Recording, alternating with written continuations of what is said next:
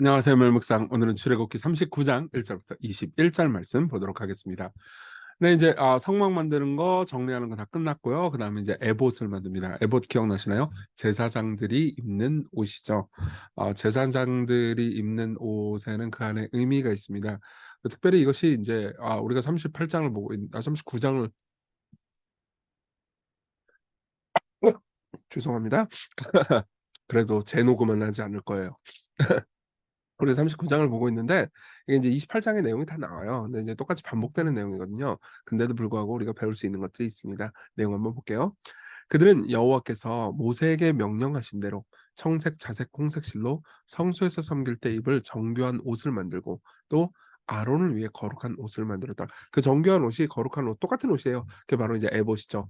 여기서 제가 제일 감동적인 부분이 뭐냐면은 아론을 위해라는 표현이에요. 그리고 여호와께서 모세에게 명령하신 대로 요 표현이 계속해서 반복되거든요. 근데 이제 왜 그런지 좀 말씀드릴게요. 아론이 어떤 사람입니까? 대제사장이죠. 모세의 형제이기도 하고요. 근데 아론이 죄를 지었잖아요. 28장에 처음에 에봇을 이렇게 만들어라 할 때는 아론이 아직 죄를 짓기 전이었어요. 근데 그 사이에 아론이 주도해서 이스라엘 백성들이 이제 금송아지를 만들고 우상 숭배하는 것을 이제 인도했죠. 백성들을 잘못 이끌었고 죄로 이끌었어요. 그러면 아론 같은 사람들은 완전히 하나님께 버림받아 마땅하잖아요. 근데 아론이 용서받고 다시 세워짐을 경험하죠. 대제사장으로. 하나님은 아론을 버리지 않으셨습니다. 예. 그리고 그를 위해서 여전히 대제사장이 입는 옷, 즉 에봇을 입도록 하시는 거죠. 그는 또 금실과 청색, 자색, 홍색 실과 가늘게꼰 배실로 에봇을 만들었을 때 금을 얇게 쳐서 오려서 실을 만들어 청색, 자색, 홍색 실과 가는 배실에 섞어 정교하게 짜고 에봇에는 어깨바지를 만들어 그 두 끝에 달아 서로 연결되게 하고 에봇 위에 에봇을 매는 띠를 에봇과 같은 모양으로 금실과 청색, 자색, 홍색 실과 가늘게꼰 배실로 에봇에 붙여 짰으니 여호와께서 모세에게 명령하신 대로 하였더라. 그러니까 여호와께서 모세에게 명령하신 대로 하였다라는 표현이 되게 많이 나와요. 근데 사실 이런 것도 생각해 볼 필요가 있어요. 성막도 하나님께서 명령하신 대 그대로 만들었거든요. 근데 성막을 지을 때는 그 여호와께서 명령하신 대로 그대로 만들었다는 표현이 없어요. 근데 에봇 때는 계속해서 나옵니다. 이유는 뭘까요? 좀 이따 얘기해 드릴게요. 그들은 또 호마노를 각각 금태에 물려 도장을 새김같이 이스라엘의 아들들의 이름을 그것에 새겨 에봇 어깨바지에 달아 이스라엘의 아들들을 기념하는 보석을 삼았으니 여호와께서 모세에게 명령하신 대로 하더라. 그러니까 이스라엘의 아들 12 보석을 탁 차는 거죠. 그건 뭐예요? 그들의 가슴에, 그러니까 제사장의 가슴에 누가 있어야 돼요? 하나님의 백성들이 있어야 된다는 거죠. 예. 그가 또 흉패를 정교하게 짜되 에봇과 같은 모양으로 금실과 청색, 자색, 홍색 실과 가늘게 꼰 배실로 하였으니 그것의 길이가 한 뼘, 너비가 한 뼘으로 네모가 반듯하고 두 겹이며 그것에 네 줄 보석을 물렸으니 곧 홍보석, 황옥, 녹주옥이 첫 줄이요 둘째 줄은 석류석, 남보석, 홍만호요 셋째 줄은 호박, 백만호, 자수정이요 넷째 줄은 홍보석, 녹보석, 홍마로 벽옥이라 다 금태에 물렸으니 이 보석들은 이스라엘의 아들들의 이름 곧 그들의 이름대로 열둘이라 도장을 새김같이 그 12지파에 각 이름을 새겼으며 그들이 또 순금으로 노끈처럼 사슬을 다 흉패에 붙이고 또 금태 둘과 금고리 둘을 만들어 그 두 고리를 흉패 두 끝에 달고 그 따은 그 두 금사슬을 흉패 끝 두 고리에 꿰매었으며 그 따은 두 사슬의 다른 두 끝을 에보답 두 어깨바디에 금태에 매고 또 금고리 둘을 만들어 흉패 두 끝에 달았으니 곧 그 에봇을 마주한 안쪽 가장자리에 달았으며 또 금고리 둘을 만들어 에봇 앞 두 어깨바지에 아래 매는 자리 가까운 곳 곧 정교하게 짠 에봇 띠 위쪽에 달고 청색끈으로 흉패고리와 에봇 고리에 꿰어 흉패로 정교하게 짠 에봇 띠 위에 붙여 에봇에서 벗어지지 않게 하였으니 여호와께서 모세에게 명령하신 대로 했더라. 자 보세요.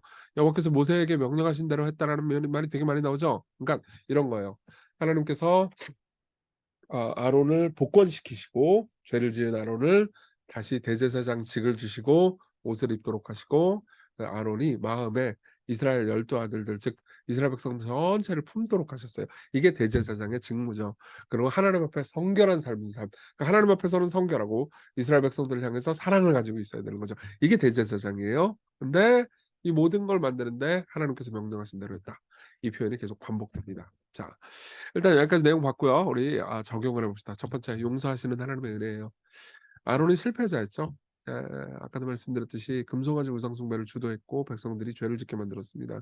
하나님께서 다시 근데 아론을 일으키시죠.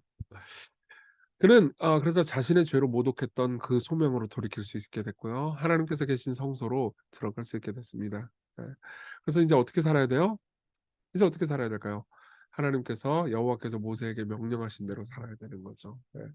그걸 얘기해 주기 위해서 여호와께서 모세에게 명령하신 대로 하였더라라는 표현이 계속 반복되는 거예요. 그러니까 아론 입장에서 이 모든 내용을 읽는다고 생각해 보십시오. 예. 아론은 자기는 죄를 지었잖아요. 근데 하나님께 버림받을 줄 알았어요. 근데 하나님께서 나를 다시 복권시키시고 다시 일으켜 세우시고 대제사장으로 다시 봉사하게 해 주세요. 사실 우리 모두 마찬가지죠. 예. 우리가 다 아론입니다. 근데 계속해서 여호와께서 모세에게 명령하신 대로라는 말이 계속 반복돼요. 그걸 통해서 아론은 무슨 생각을 했을까요? 맞아. 나도 저렇게 살아야지. 예. 내가 죄를 지었지만 용서받았고 이제 하나님 뜻대로 살아야지. 이렇게 생각할 수 있게 되지 않겠습니까? 사실 이것을 똑같이 이 말을 들은 신약 성경에 한 여성이 있어요. 여자는 가늠한 여인이었고 요한복음 8 장에 보면요. 대답하되 "누가 너를 정죄하느냐?"라고 예수님한테 물어보니까 대답하되 "주여 없나이다." 그러니까 예수께서 뭐라고 하세요? "나도 너를 정죄하지 않는다." 용서받았다는 거죠. "정죄하지 아니하노니 가서 다시는 죄를 범하지 말아라." 예. 하나님 뜻대로 살아라. 여호와께서 명령하신 대로 살아라. 이렇게 얘기하는 거죠. 이게 우리의 삶이에요. 여러분, 여러분들을 그분이 용납하시고 다시 일으켜 세우십니다. 그리고 우리의 삶은요, 그분이 내게 명령하신 대로 살아가는 삶이어야 되죠. 그렇게 살지 못한다면 또다시 우리는 회개하고 그분께 나아갈 수 있습니다. 그럼 또다시 가서 죄를 범치 말라. 하나님께서 명령하신 대로 살라. 라는 말씀을 우리가 듣는 거죠. 오늘 그런 삶을 여러분들이 사셨으면 좋겠습니다. 둘째로 더 나은 대제사장 예수 그리스도를 생각해 볼 수 있죠. 아론은 결국은 백성들의 죄를 짊어지는 진짜 대제사장이 될 수는 없었어요. 그럼 자기 자신도 죄인이었기 때문이죠. 이 조지 허버트라는 시인이 있는데 17세기에 청교도 있고 목회자였어요. 근데 신앙적인 좋은 시를 굉장히 많이 지었습니다. 근데 허버트가 쓴 시 중에서 아론이라는 제목의 시가 있어요. 예. 이것은 아론이 자기가 인제 이 모든 것을 알고 나서 이 예수님의 십자가에서 죽음과 부활까지 알고 나서 아론이 자신을 생각했을 때 어떻게 생각했을지 상상하면서 쓴 시입니다. 내용 한번 제가 쭉 읽어 드릴게요. "머리에는 거룩함, 가슴에는 빛과 완벽함, 죽은 자들을 들어올려 그들을 생명과 휴식으로 인도하는 밑단의 조화로운 종들." 예. 종이 이렇게 있거든요. 여기서 종은 슬레이브가 아니고 이게 벨이에요, 벨. 이렇게 아론이 옷을 차려입었네. 그쵸. 에봇을 깔끔하게 입었어요. 예. 그리고 머리에는 거룩함, 여호와께 거룩함, 성결, 가슴에는 빛과 완벽함, 그리고 죽은 자들을 들어올려 생명과 휴식으로 인도하는 조화로운 종들. 이것이 아론이 차려입은 옷의 에봇의 모습입니다. 그러나 아론 입장에서 생각하는 거죠. 내 머리에는 불경함이, 내 가슴에는 결점과 어둠, 죽은 자처럼 나를 울리는 열정의 소음이 안식 없는 곳으로 나를 이끄네. 가련한 제사장.